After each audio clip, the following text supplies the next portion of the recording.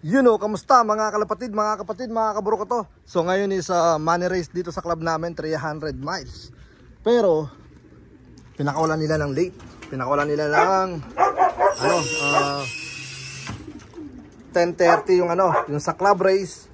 Tapos yung sa auction bird namin, pinakawalan ng 11.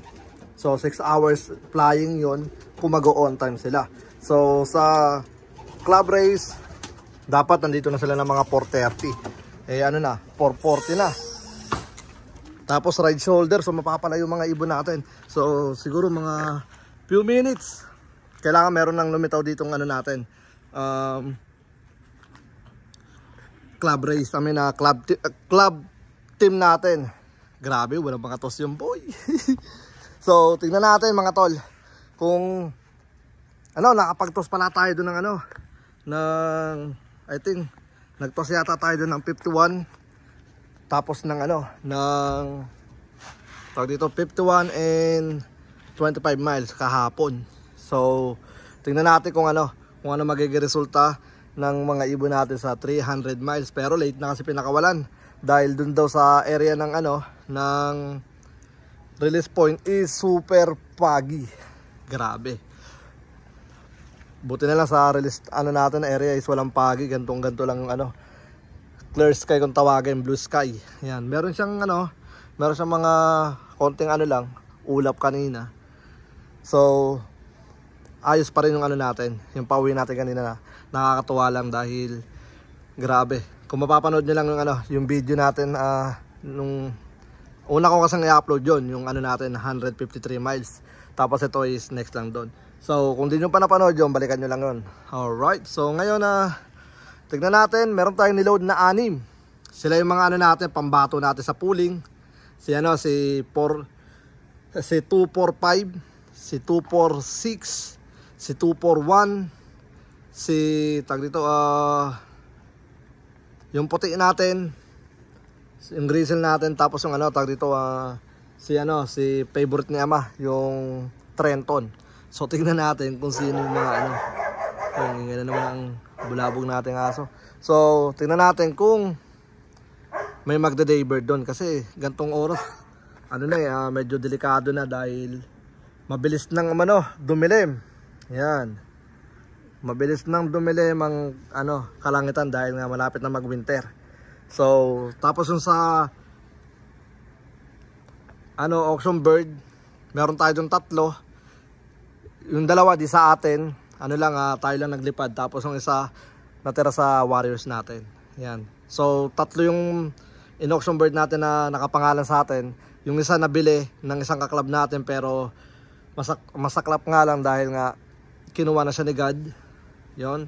And then yung dalawang nauwi ko rito na under ng pangalan natin, yung isa is hindi ko alam kung saan napunta na. Biglang nawala. Pasaway kasi yun Ayaw pumasok.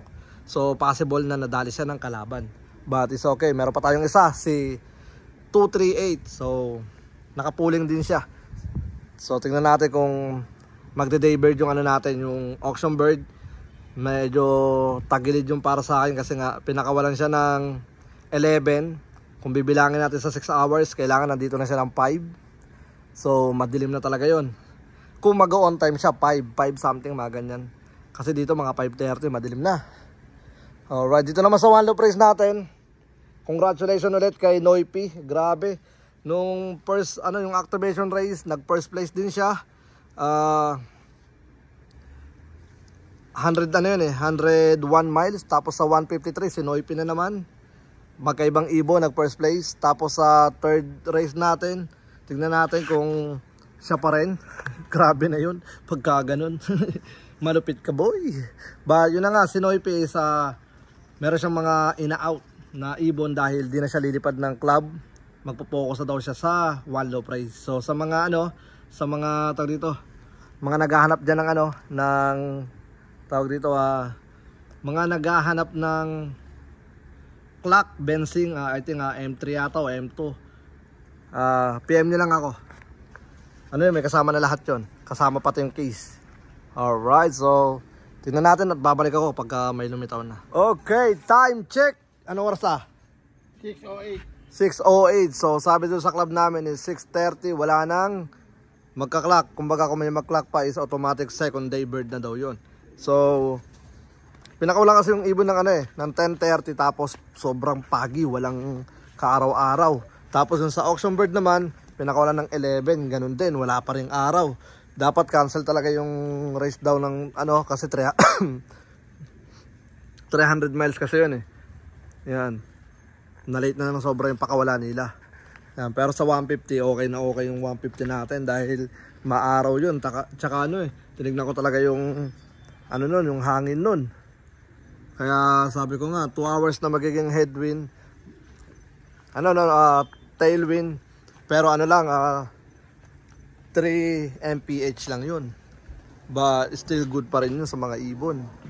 2 oras yun na pa-tailwind. Tapos biglang magiging right shoulder. Pero malapit na sila, tulad yung sinabi ko doon sa una natin vlog. Alright, so ngayon hantay tayo ng mga 20 minutes. Tapos tingnan natin kung may magda-day bird pa sa atin. Pero mga gantong nilangan tag dito mga paniki na lang yung makakalipad. Ang lamang dito si Jonel. Kasi mga ibon niya lumilipad ng gabi. May layang may layang Batman. So let's go. Pasok ko kaya dito pasok ko dito yung video ni Jonel nung nagpapalipad siya ng gabi. Let's go. Bali meron na pala tayong mga tol. Meron na pala tayong paklak dahil nagkape kami ni Ama sa loob. Dahil sabi nga namin mahirapan yung mga ibon. Grabe, meron na tayong paklak. Bali 7:33 siya nag-clock. Pero nakalagay dito sa sa clock natin na sa 8:33. Aatras nga kami ng 1 oras ngayon today, Sunday. Yan. Kaya automatic pag nilagay sa computer is magiging 7:33. Yan. Nagano na kami, umatras na dahil nga mas mabilis nang gumabi ngayon dito sa US. Automatic aatras ng 1 hour. Yan. Grabe, napaka-solid. Nakakatuwa lang kasi nga lahi ni 07 tsaka ni Kobe. Tignan nyo, kamukha ni 07 hen siya. So magiging good breeder natin yan. Breeder ka ha? Sorry Nag-clock siya ng 8:33. So magbabawas ng yan ng 1 oras. So magiging 7:33. Yan. So yung oras namin kasi automatic tong nagtag dito. Automatic na nababawas yung oras. Dadagdag at pag summertime, madadagdagan ng 1 oras kasi mas mahaba yung araw. Ngayon naman, babawas siya ng 1 oras kasi mas mabilis bumawas yung oras. Diyan ba sa cellphone mo nagbawas na? Ayun bumawas na kay Ama. Yan, sa mga ayun naman pag nilagay sa computer, automatic yun mababawas siya. So 7:33. Grabe, napaka-solid. And then tingnan natin. Baka meron ka doon tingnan natin kung sa club natin kung meron ng mga paklak. Pero si Junel meron na daw. Sabi niya kanina, nag-text siya. Parang 43, parang 7:43 kanya. Yan, grabe, napaka-solid ng ibon na yun. Nakakatuwa, Kobe 22. So full sibling yun na naglabas ng first place sa sa Texas Dash Cash natin. Grabe talaga, laging consistent niya pati si si 246, 245. Yan, mga consistent natin yan. So tignan natin, mga sinalang natin kahapon, mga best of the best natin ibon yun. Na kahit walang training, walang toss, pumapala. Grabe, napaka-solid na, nakakatuwa yun Dapat pala nilagay mo muna dito pa para ma-condition natin, may balik natin, hindi, para mawala yung stress niya So nantay ko na lang yung natin, yung anak ni 22, ni Kobe tsaka ni natin, ni Sablon natin. Yan, inantay ko na lang para tag dito kasi yung auction bird natin, yan siya. So tingnan natin kung pakapalag. Sana pumalag siya ngayon. And then second day, all day daw ang abangan niya, sabi ng club namin. So tingnan natin. Alright, yan, ganito yung magiging weather dyan. Grabe. Alright, let's go. Okay, so yun na nga, bali second day ng abangan natin sa club natin. So good news pa rin dahil Meron tayong dalawang auction bird, so possible na mag money winner sila. Pero ang problema is hindi siya under ng pangalan natin, so magiging 50% sa atin, 50% doon sa breeder. Pero all goods pa rin. Yung blue bar natin na isa na 100% sa atin is ano tag dito, hindi siya nakauwi. Grabe oh. Pero napakalupit ng dalawang auction bird dito dahil ano tawag dito, sinakay ko lang siya isang beses sa 150. Yun lang yung pinaka race nila, yung 150 race. Tapos never na silang sumakay, puro low fly na lang sila. Tapos training natin ng 51 miles tsaka 25 miles, yun na lang yun. Pero sila pa yung nakauwi ng 300 miles. Grabe, napaka solid. Bali di sila sabay umuwi. Ano sila, yung nauna yung blue bar, blue check. Papakikuha nga pa para makita natin dito sa vlog natin yung blue check na yan. Tapos yung dark check. Grabe, napaka solid nun. So di ko na sila isasakay sa final race. Gagawin ko na silang breeder.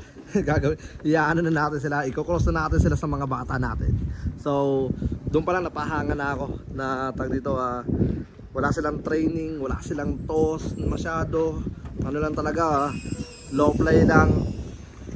Pero grabe, second day nakauwi. Kasi ano ko rito yung ito yung tag dito, yung picture ng release point. Ito yan, grabe di ba? Sobrang pagi. Ganyan sila ni-release. Yan, napaka solid.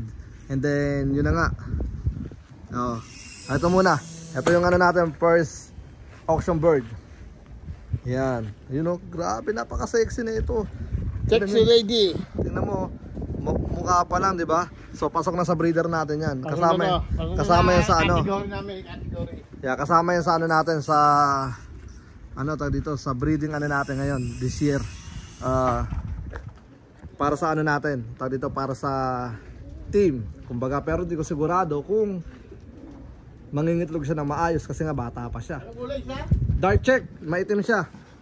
Ayun na, nasa baba oh. Ayun na, nasa baba oh. Kitang-kita ko dito kahit nandito ako sa loob. So, pasok yun. Dahil napaka grabe talaga yung pinakita ng para sa akin na bihira yung mga, siguro may mga ganun talagang utak na ibon. Paano pa kaya kung sa tawag dito, sagad sa training, di ba? Kasi ito naman small hen lang pero grabe. Ayun oh, di ba? Napaka-simple lang. Napaka-simple lang. The small hen, yan. Small hen lang siya, oh. Pero grabe to pag lumilipad dito. Yan. Oh. Yan, dalawa yung auction bird natin na pagpaklak. Tapos doon naman sa 6 na in-entry natin sa club, isa lang yung pauwi natin. Anak ni Kobe tsaka ni 22. Full sibling ng ating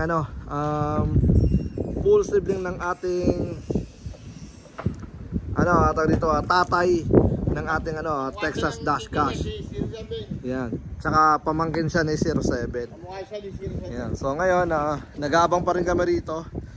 Sabi ko nga kaya palanghap muna natin sila ng sariwang hangin. Yan, kaya nilagay namin yan dyan. Ganyan lang muna sila. And then bukas, kapag maganda yung panahon bukas, pagkalawang sila, low fly sila. Pero delikado dahil may kalaban tayo rito, pero kailangan kong gawin yon. Kailangan natin silang ipagpagkalawang kahit may kalaban, dahil kung matatakot tayo sa kalaban is ang mangyayari, mas nakakatakot na mawala sila sa peak. Kumbaga mawala sila sa liparan, di ba? Yun ang mas nakakatakot, di ba? Na hingalin sila, lalo't mas malayo na yung kanilang lalakbayin. Yan. So, yun na nga. Ibon natin dito, solid yung mga yan. Grabe, di ko rin nakala. Pinabili ko ng mga yan. Napaka solid. Tapos sa pagpasok, grabe. Sunod-sunod silang pumasok. Ang bilis. Grabe, kahit nandito si Ama. Kahit nakatayo dito si Ama. Bang, di ba? Yan. So, yun na nga mga kabro ko to. Siguro hanggang dito na lang muna yung video natin. Maraming salamat. And then update ko kayo sa next vlog natin about sa magiging resulta ng una nating ibon dito.